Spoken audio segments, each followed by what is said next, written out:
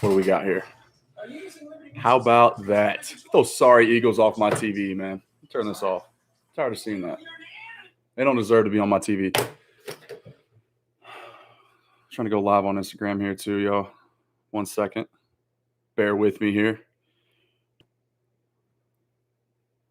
Let's go.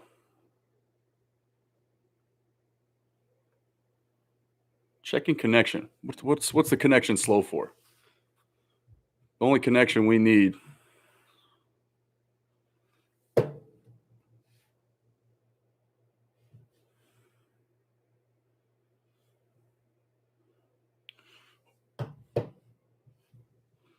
Cowboys win, man. 41-21. What a game.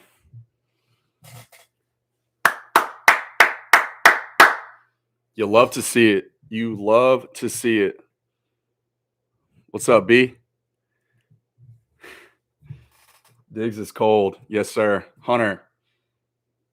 Absolutely nuts, man. The Cowboys were content taking him in the first round 2 years ago, 17th overall. CD falls, and they end up getting him at 51.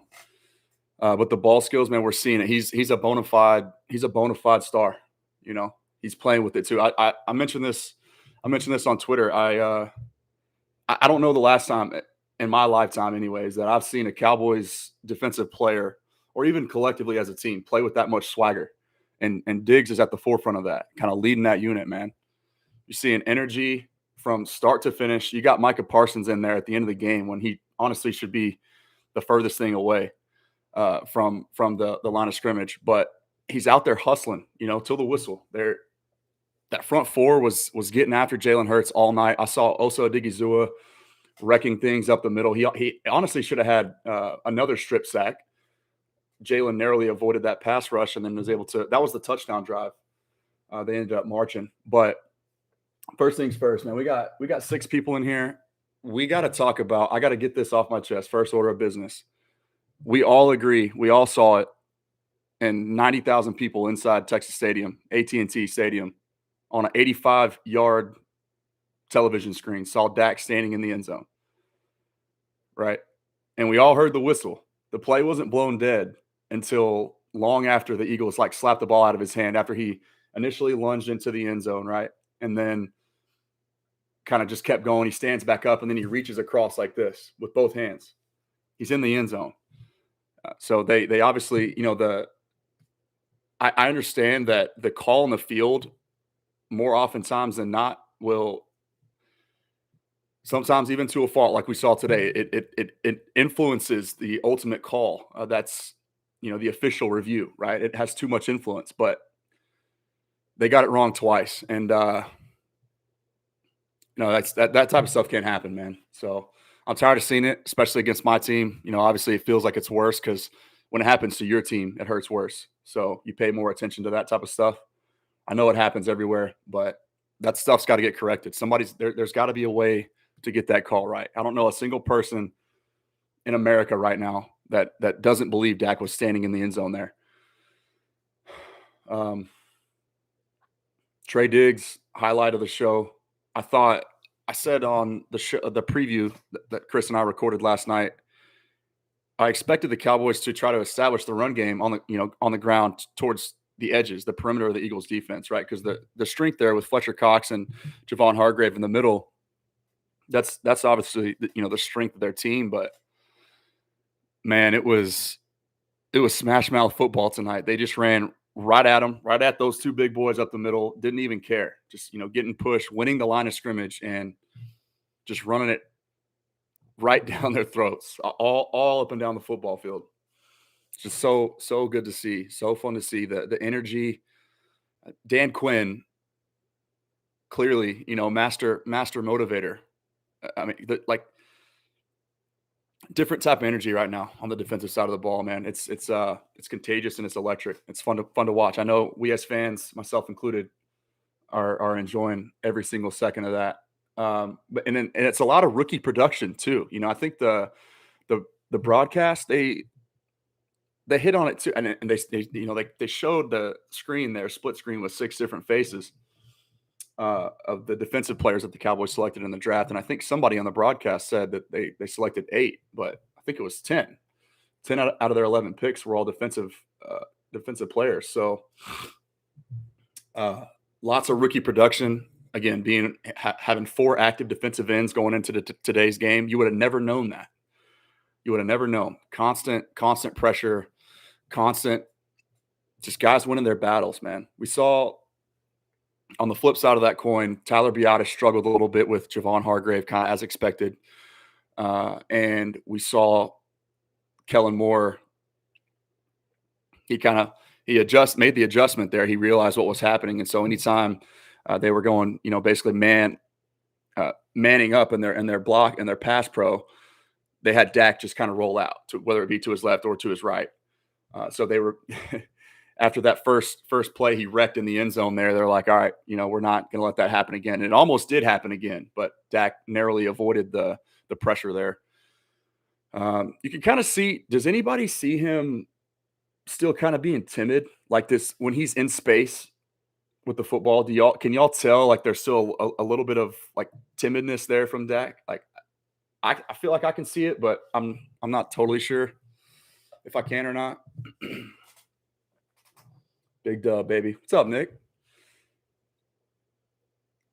Cowboys look dangerous. Yes, sir. Yes, they did. Just a fantastic win, man. It's gonna take time for me to process everything. There was just so many good things happening. I find myself right now when I'm watching the game, it's like there's so many new faces, right? So guys wearing different numbers now too that we're not used to seeing. So it's like I'm trying to figure out the personnel packages, who's on the field, who's doing what, who's lined up where. But I love there's wrinkles now kind of being tossed in. Like we're even seeing Osa Odigizua lined up outside of Randy Gregory, and we're having like stunts with Randy and Osa kind of flip flopping and generating pressure that way. Micah Parsons, for the most part, was kind of neutralized, though. He was lined up a lot of the time opposite Jason Peters, who, pretty much a Hall of Fame tackle over there, kind of held his own. So credit to him there. But just the energy we saw, I saw there was the one play where Micah Parsons he saw the zone read coming, right? And he sort of just like held his spot, and then Jalen pulled because Osa came crashing from the other side and he didn't have anywhere to go. And so he just kind of fell right in Micah's lap. That was a cool play. And then it happened again on the same play design to the boundary. So there wasn't a ton of space for Micah to actually have time to gain ground on Jalen, who's a mid 4.5s runner. But he tracked him down in like 4 steps. So Chris referenced that yesterday too, talking about just the burst and the ability for him to just be at full speed and literally in the flip of a switch. A couple really good plays there from Micah. Another thing too, Malik Hooker, who is going to be massive for this defense if he can continue to get into a rhythm. That's another thing we touched on yesterday. Feeling, trusting the Achilles that it's fully healthy again, getting back to old ways. Albert Breer talked about when he was evaluating Malik Hooker coming out of Ohio State, saying, that's the best defensive back that he's ever seen film on, heading into the pre-draft process. So getting him more comfortable, trusting the Achilles, trusting the system, familiarizing himself there with Dan Quinn and company, and just playing fast like he did. He had that huge pass breakup on 3rd down that forced the Eagles to punt, which when at the time it was still the game was within reach. It felt like the Cowboys should have been up 38-0 at the time, but I'm pretty sure it was 21-7 or 20-7 when that play happened. So I was pumped to see Malik Hooker there make that play, come up big. So I can't imagine, keeping him off the field as good as Jaron Kearse and DeMonte Kazee have been playing. I think just the ceiling with Malik Hooker, if he gets healthy, I think it's just the sky's the limit with that guy. So that's going to be something that I focus on too. But didn't see as much Chauncey Golson as I thought I would see tonight. He was there in the game till the end there, kind of getting snaps, getting work. But you can tell, he missed all of preseason with a hamstring injury, including training camp. So no training camp, no preseason, and so it's like today was his first game back. So he's going to be slowly kind of reincorporated into the mix there. Uh, so and that was another key too. That's something that I thought was just kind of an interesting talking point before that game. The Cowboys flip-flopped picks in the draft 10 to 12, and they added a third-round pick from the Eagles in the process. And Chauncey Golston was the recipient or the beneficiary, the benefactor of that extra third. That's who the Cowboys elected to spend that pick on. So rookie defensive end out of Iowa. We hear a lot of good things about him, and they basically call him mini Tank. They compare him to Tank Lawrence, kind of a similar skill set with Tank there. So. Yeah, man. I mean, you just have to love the early development, like impact players. Everybody impacting the game on the defensive side of the ball is either a rookie or a second-year player. Like those are our best dudes right now. And then obviously playing that game and looking that strong against a division opponent who, they weren't at their full strength, but the Cowboys, they were without a bunch of key players on the defensive side of the ball too, including Keanu Neal, right? So no Keanu, no Tank, no Dorrance Armstrong, still without their best, in my opinion. Like we keep forgetting, guys, Neville Gallimore is going to be a stud for this team when he gets healthy. Dislocated his elbow in week 2 of the preseason. So I think I think they put him on PUP. I can't remember exactly. So if he was on PUP before the season started, that's a 6-week injury. He'll be back pretty soon before we know it. And sky's the limit, man. Like, just keep building on that off of tonight's performance. Like that type of momentum when you see the young guys stepping up when called upon and when they have no other choice. You're without 3 starters and even 2 or 3 more rotational pieces that are seeing significant snaps for you that you've been relying on the first 2 weeks. Like, I gotta just tip my hat to Dan Quinn, man, getting these guys just in the right position, but master motivator. We saw glimpses of that too in Hard Knocks, and so I just think he's a special teacher. He's got something special to him there. Other side of the ball, Kellen Moore. Nothing needs to be said about that. I tweeted this, right in the middle of the game, just handing the keys to the city. Dude, I mean, he's going to be a head coach, if not next year, the following year, very soon. Hopefully, it's here in Dallas. I don't want to see that guy go anywhere but here, but we'll see what happens. Sorry, let me catch up on some of these comments here, y'all. I'm sorry, I've been rambling. I'm just excited. I'm probably not going to be able to sleep tonight. So, how about McCaffrey going forward? Oh, McCarthy going forward on 4th and goal. Yeah, man. Somebody said it in the chat, Bert. He laid his balls on the NFC East table tonight. He damn sure did. Damn sure did. Doyle Brown. Definitely a TD on 4th and goal. Was a bad call. Yep. Say it again, Doyle. Say it again, man. I think we're all in agreement there. When we scored with Cedric Wilson. Yeah.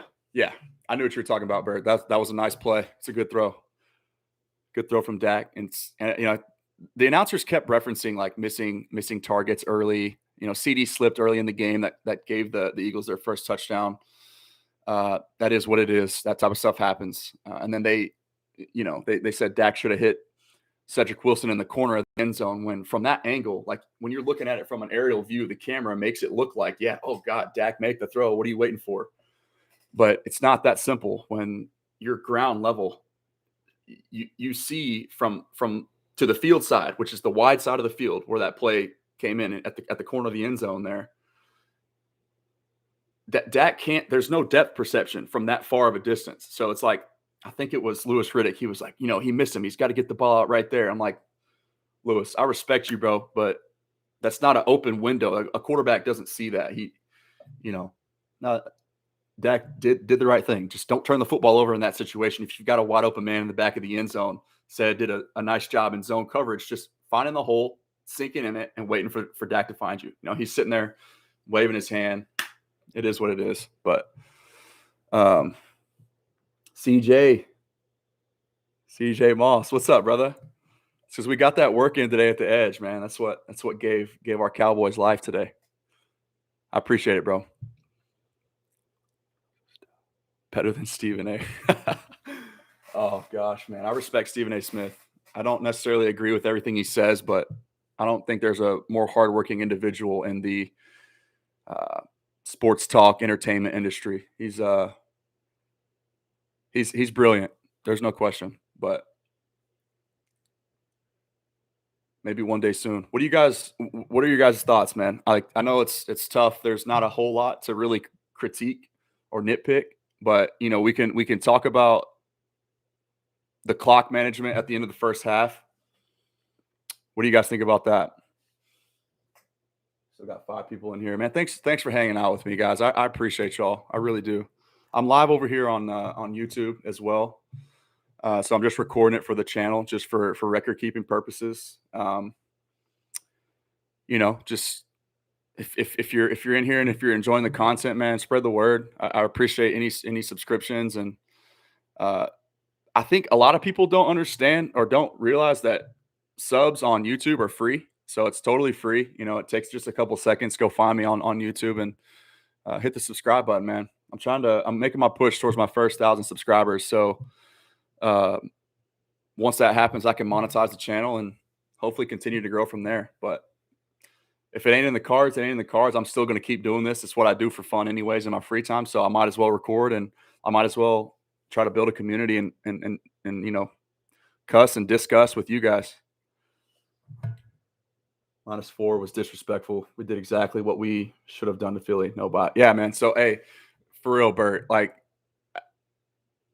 I said it yesterday on the show, on the pregame or on the preview with Chris. I doubled down again today on the picture I posted on Instagram of Case. Cowboys were going to cover that line, and they were going to do it in convincing fashion. So they were just a better team, man. And it was nice to finally see. Man, both of my teams won convincingly this week. Can we round of applause to me, man? I had a stress-free weekend. I just got to actually enjoy football for once. Like it's stressful enough being a fan of either of those teams individually, but being a Cowboys fan, like you guys see the background, being a Cowboys fan and a Texas fan through thick and thin, man. That's the one thing I'm proud of. I never waver, and sometimes again to a fault. Like, I'll be overly optimistic at times, but I'm trying to get better about that and learn and really, really see things for what they are. And it started with Texas last year. We're not going to talk about, get deep in that, but the coaching staff and just seeing what, resumes mean stuff. They mean something. And we're seeing that pay early dividends right now. Jake Curran, Lee Bowie. What's up, baby? Texas -5 at TCU, lock of the century. I'll say it again, man. If the team that shows up or the team that showed up against Tech on Saturday shows up again every Saturday, not a team in this conference that beats Texas. There's not. It's just that simple. But all that aside, I will actually be at Amon Carter this Saturday. So if you guys are going, I would love to link up and see as many people as possible. And then enjoy another Longhorn victory, man, as we continue the countdown towards the Cotton Bowl in Dallas. I'm pumped for that one too. That's going to be good. It's going to be good. All right. Sorry. Let me catch up on some of these. I'm trying to make sure I'm not completely turning away from the YouTube camera as well. I don't want people to get upset with me. Outside of football, what's next for Lando? Man, just this right here. I'm, working like 3 or 4 different part-time jobs, basically, just trying to make some money on the side, and then just continue doing this as my hobby. Still training for baseball. As long as the arm stays healthy, I've seen continued success with each passing season. So I see that as a sign. It's whatever is God's plan will ultimately. That's what's ultimately going to reign for me. But just trusting that if baseball's in the cards, I'm going to see it through. I've come this far, so can't stop now. But this is my second passion. My baseball is my first love. This is my number one passion right now. That's what I like to tell people. Football is like my escape. It's my free time. During the season, baseball season, it kind of this year especially, I missed half the year, so it kind of weighed on me a little bit. I can't even lie about that. It weighed me down, not knowing what the future holds. To your question, I was questioning that a lot, praying a lot about it, but I got healthy and played well and finished the season strong. So looking forward to next year. Keep getting stronger. Let's see what's Potsy saying. How about Jalen Smith playing sideline to sideline all night? It's like he's got new life under Dan Quinn playing with fire. Yeah, man. So again, I don't disagree. I don't disagree. Jalen still at times to me, he's running sideline to sideline, yes, but I always feel like he's a step behind. He's just a step slow. Like he's always one stride away from getting a quarterback pressure, or he's diving into the play, but he's like the second or third man to the football, or he's having to chase somebody down because he can't really shuffle and stay with people laterally. Remember, that was the number one knock on Jalen after his his breakout sophomore campaign, when he really got healthy and finally got the drop foot to go away, was that he could, like north and south, he can rush the passer. That's kind of his bread and butter. But just sideline to sideline, he can't really cut and get off that bad leg as well as he used to, as well as what was ultimately going to make him a top 5 overall pick in that draft in 2016, before that injury in the bowl game at Notre Dame. So, it is what it is, man. Obviously, for me, the interesting thing to that point is Dan Quinn comes here, like the writing's on the wall for Jalen and Leighton, and we already see that the Cowboys didn't pick up Leighton's 5th-year option. That pretty much tells you right then and there what's going to happen. They don't have a long-term plan for him. And I think, honestly, it's a speed game now in today's NFL. I think Dan Quinn got here, saw the talent or the lack thereof at the linebacker position, and he attacked it, man. 10 out of 11 picks on the defensive side of the ball for Dan Quinn. And every single one of those guys that he either brought with him from Atlanta, Keanu Neal and DeMonte KZ, and then the draft picks that he selected, they're all having an impact right now. Everybody that's playing getting significant snaps is producing. So I think Dan Quinn saw it, and he's like, you have to be able to run. You have to be able to cover. You can't be a liability. As a linebacker, you can't be, 250 pounds as a pass rush specialist on early downs. You have to be multiple, and that's what Dan Quinn's system requires, right? The safeties march down and act as linebackers in nickel coverage. Micah Parsons can drop back and he could play safety if he really wanted to. But we see Oso Odigizua lining up at 3 technique, and sometimes even not, like I saw him in a 9 wide, like a wide 9 or whatever you call that position, where he's literally like a stride and a half length outside of the tackle box, and he's just bull rushing. We're seeing all kinds of different stunts with Randy Gregory lined up all over the place. Like they're mixing and matching. They're bringing guys in. They're cycling dudes in and out, and it's just hair on fire. Go beat somebody and go get to the quarterback. And this team, it doesn't really make sense. Going into this game, the Cowboys didn't have a single sack registered. I think I heard that. That doesn't sound right to me, but that's what I heard. So we'll roll with it. Whatever. You guys can correct me on here if I'm wrong. Yet we're still somehow leading the league in turnovers. And that's, you play a Hall of Fame quarterback with a 7-time Super Bowl champ in week 1, and you have a chance to win that game, and then you go and hold the Chargers with, borderline rookie, like offensive rookie of the year last year in the AFC, like hold them to 17 points. We saw what they just did to the Chiefs, right? So that win obviously looks that much better. But then, you go in and turn Jalen Hurts over twice and make it look pretty easy doing so. Again, there's not, like, I'm not trying to sit here and compare Jalen Hurts to Justin Herbert and Tom Brady, but it's nice to see turnover football. Cowboys on the positive side of the turnover margin this year. Again, the swagger. There's a different type of swag about this team, and Trevon Diggs is at the forefront of that. I love it, man. Can't get enough. I can agree with that. Yes, sir. Yes, sir. Man, we're going on like 25 minutes or so right now. I think Steven and Gotti from Fanatic Perspective, he said we might try to get something going here when he gets home. So unless there's anything any other pressing things that you guys want to hit on. I'm sure I missed something. I'm trying to cover and talk about everything that I saw and what I liked, what I didn't like. Outside of that BS call on Dak's rushing touchdown that everybody in the stadium saw on an 85-yard television screen, I really don't have any complaints, man. What do you guys got for me? Jalen Evans? You still in here, Jay? Say aye. Hey, man, I appreciate you guys tuning in, though. Seriously. Thank y'all for hanging out. Try to do this after each game from here on out throughout the rest of the season. I'm finally home now. I was out of town for basically 2 straight weeks.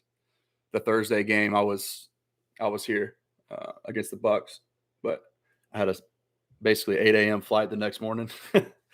So I was going on 3 hours of sleep. And then last week's game against the Chargers, obviously, I was in the Dominican Republic with the fam.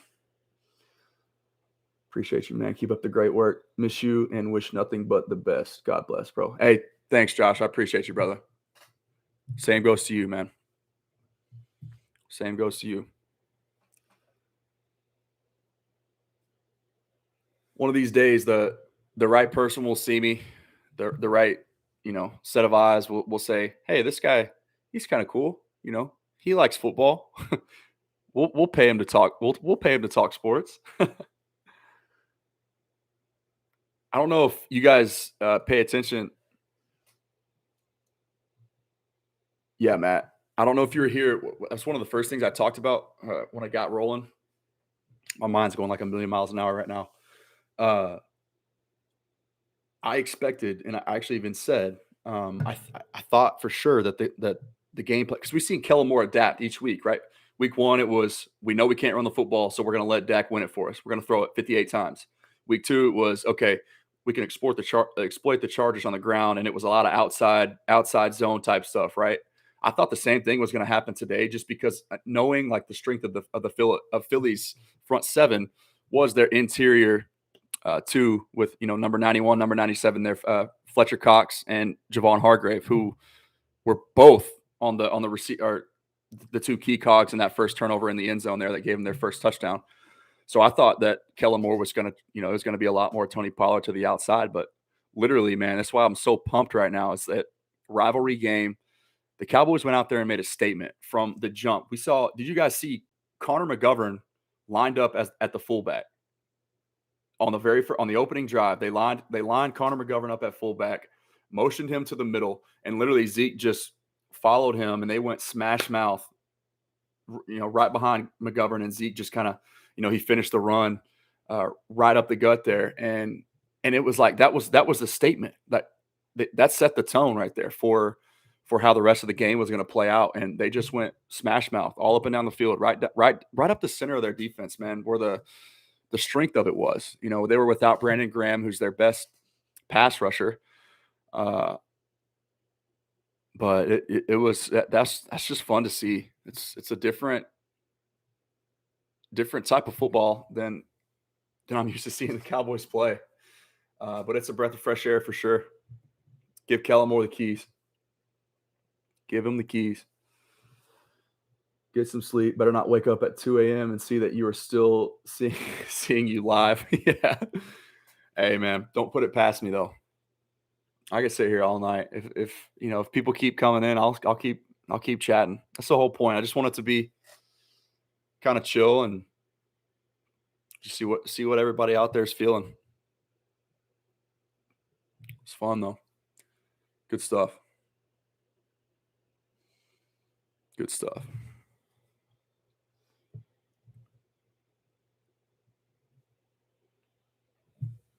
Make sure I didn't miss any comments.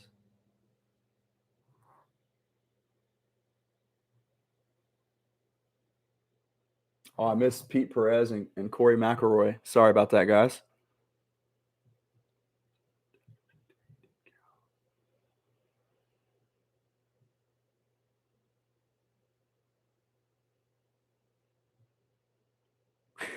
The pregame pose. Yeah, that was actually on our honeymoon last year. she hated me for making her do that. She thinks that I'm always making fun of her, which I'm really not. I just it's just kind of cute. So I think it's funny. She put my Dak jersey on, and actually the shorts I'm wearing right now, and then this hat. And I told her to pose, and she reluctantly did so. I had to tell her, like, convince her like 4 different times to do it, just because she thought I was making fun of her, but I just actually thought it was funny. But all right, man. Kind of dying down right now. I'm going on 30 minutes, so I'm gonna get this uploaded to the YouTube stream or to the YouTube channel. Thanks again for hanging out. Heath Coco, what's up, bro? Long time no talk. You enjoy that game as much as I did?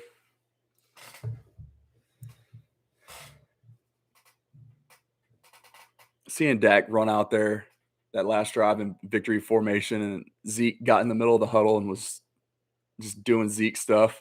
they get out there and run the old school, cadence count before they snap the ball. That was awesome. That was awesome. And Dak's return home, man. Week 5 from a year ago. Just think about how far we've come since that, man. That injury. Come a long ways. But we're thriving right now. We have so many defensive weapons. They keep them rotating and fresh. Exactly. Yep. Exactly. And again, bunch of new faces, Matt. Bunch of guys that are normally key cogs in that rotation defensively were out today. But it didn't matter. Like, you would have never known that we were missing 5 or 6 rotational players on the defensive side of the football, including Tank Lawrence and Keanu Neal, who, in my opinion, are the second and third most important players on the defense, outside of Trayvon Diggs. Imagine if we still had Byron Jones and Trey Diggs. That'd be nice. It'd be real nice. But instead, we elected to pay Jalen Smith. You live and you learn. All right, y'all. That's it for me. Thanks for hanging out, and I'll see y'all next week. Go Cowboys.